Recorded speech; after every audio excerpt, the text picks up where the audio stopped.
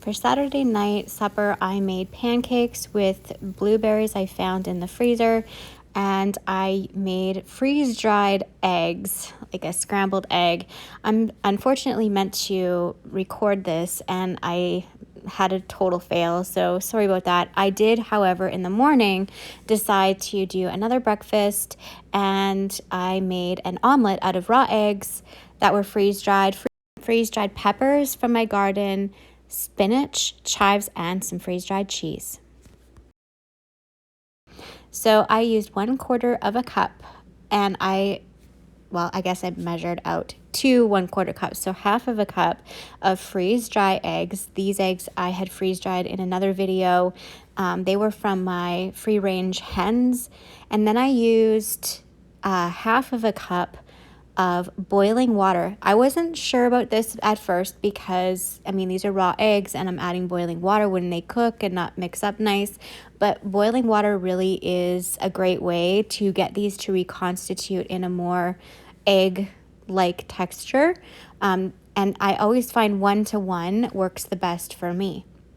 I know there's all kinds of suggestions out on YouTube land and on the internet, but 1-to-1, one part egg to 1 part water, boiling water works the best for me.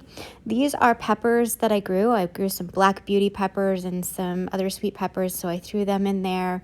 I threw some chives in there and some spinach that I had freeze dried and just kind of crumpled it up. I found some cheese in the back of my cupboard that I had freeze dried. I love this stuff. It's almost like a cheese cracker, but we've kind of overindulged on the cheese cracker cheese, so I just wanted to use it as a cheddar in this mixture. So I just kind of gave it a nice little stir to let it kind of start to reconstitute, and I started heating a pan on the stove. I added some bacon grease into the pan that I had left over, and then I added the omelet mixture onto the pan once the pan was good and hot. And as you can see, it's cooking like a normal egg. It definitely cooks up normal. There's not really much difference in the texture or the way it cooks. And so I just gave it a flip. I sprinkled it with salt and pepper and then put it on a plate. I was going to put filling and stuff in it, but I just decided to leave it plain so then myself and Chaz could have an honest review of the texture and the flavor. The cheese had an interesting texture. I think I should have crushed the cheese up a little bit more. It had a meaty texture, but a nutty flavor, which was really interesting, but it was delicious. It was a really good omelet. Not much different than what a regular omelet would be, except for it wasn't as fluffy. You're going to be the taste tester. Tell me what you think of this omelet. It's probably cool.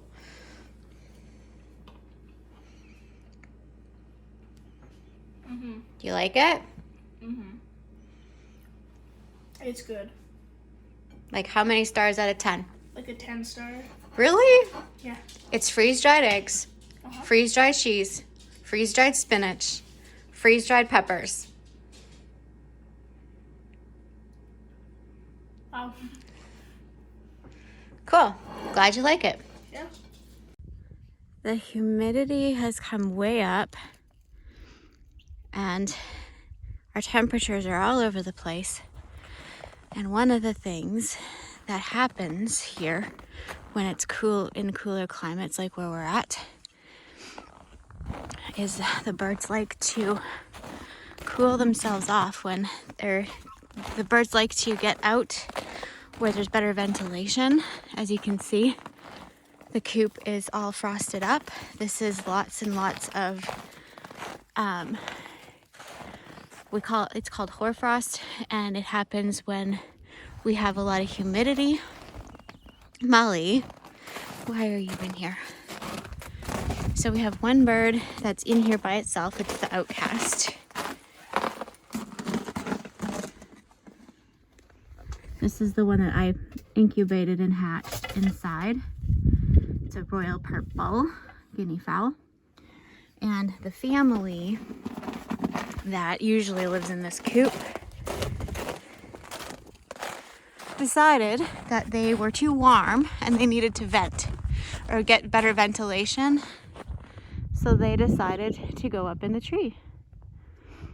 And it's better because here they will be less likely to get frostbite by being up here where there's lots of ventilation and air circulation. They're not going to be affected by this really big shift of humidity. And there they are, sitting outside instead of being inside of their coop. And I can't get them to go in. They want out. It's not that cold. They are shivering. A couple of them are shivering. That's how they warm up and regulate their body temperature.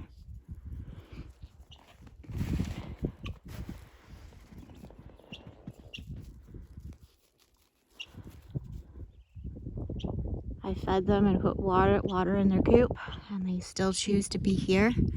We put them in, they come back out because it is not optimal for them to be inside in this type of humidity. So this is what they do. Birds being birds, taking care of themselves. It's hard to see them in the frost. Hi guys, how you doing up there?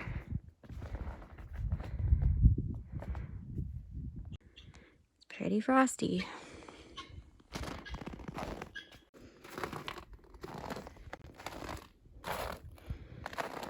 You know, this morning I was feeling such a big sense of overwhelm, looking at all the snow, looking at all the work to do that I need to get started on to have a successful season with growing food, with growing a flower farm, with all the things that didn't get finished this last year. And because of weather and because of COVID, just all the things that got shut down and stopped, and the shortages and just everything. It just kind of hit me today, and I was starting to feel very overwhelmed, and I decided to just pause. I made myself some coffee, and I did what I do when I feel stressed. I stop and I look around and I breathe. And you know, today was a really good reminder, even though we finally warmed up, and even though we had melting yesterday and we're going back into a deep freeze later this week, and then it's going to warm up and then cool off and then warm up and cool off. It made me remember that if you're willing to stop and pause and just stop looking at the struggle and just breathe for a minute, it allows you to look beyond the struggle. And when you look beyond the struggle, it allows you to see the beauty. And I really needed to reflect on that today. I feel such a sense of calm since I just stopped and took a moment to just breathe. Because how blessed, how wonderful, how lucky I am to experience what I am, where I am, and how I got here. So I hope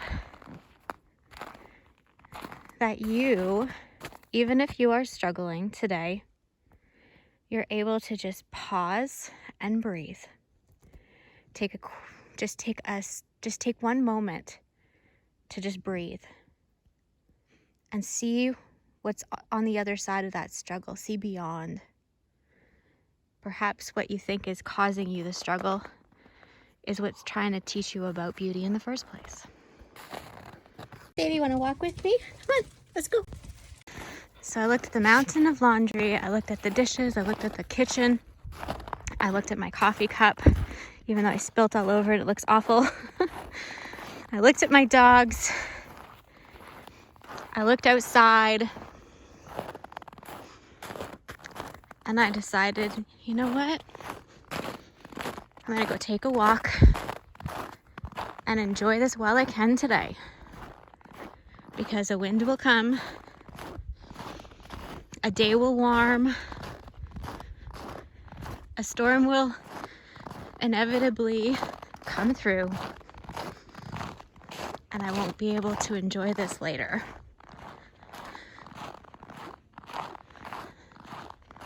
But I can enjoy it right now with you.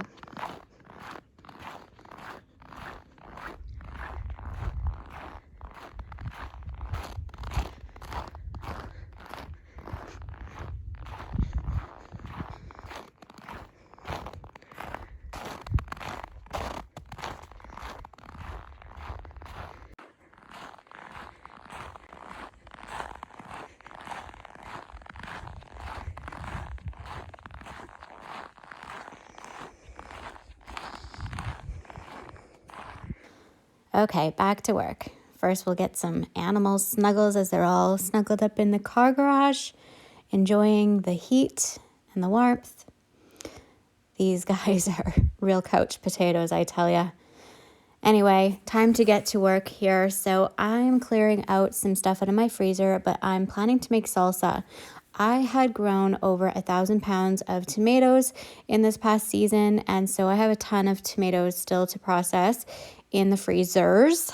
But today I was pulling out some tomatoes for making salsa tomorrow or the day after, I'm not sure.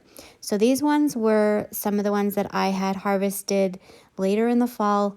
I didn't peel them, but I did core most of them, and but that's okay. I will deal with them later.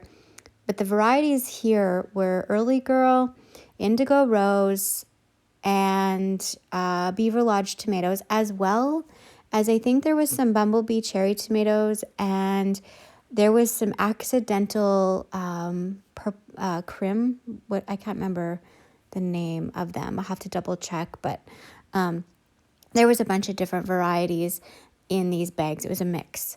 And I really liked using the Indigo Rose ones because they have a smoky flavor. These were some onions that I harvested and chopped up. I'm just taking them in the house. I'm not thawing them out. I'm taking them inside so that I don't forget to use them in the salsa when I'm ready to start cooking. I'll just put it in the other freezer inside the house. But I am looking for a couple other things, a couple other bags of tomatoes, and I want to use up some of the zucchini I have frozen in the freezer as well. I had shredded some of my summer squash and zucchini up, and I like to put it into my salsa. So I grabbed 2 packs of that. I think there was like 2-cup packages is how I froze my zucchini shreds. And I left the peel on, just a little bit added, a little bit of added nutrition and volume to the salsa. So yeah, I needed a couple of onions, and so I made my way over and grabbed some onion off of my pantry shelf as well. I noticed this one was getting a little bit soft, so I definitely wanted to get it used up. Made the way back down into the house. This is such a silly setup in this house.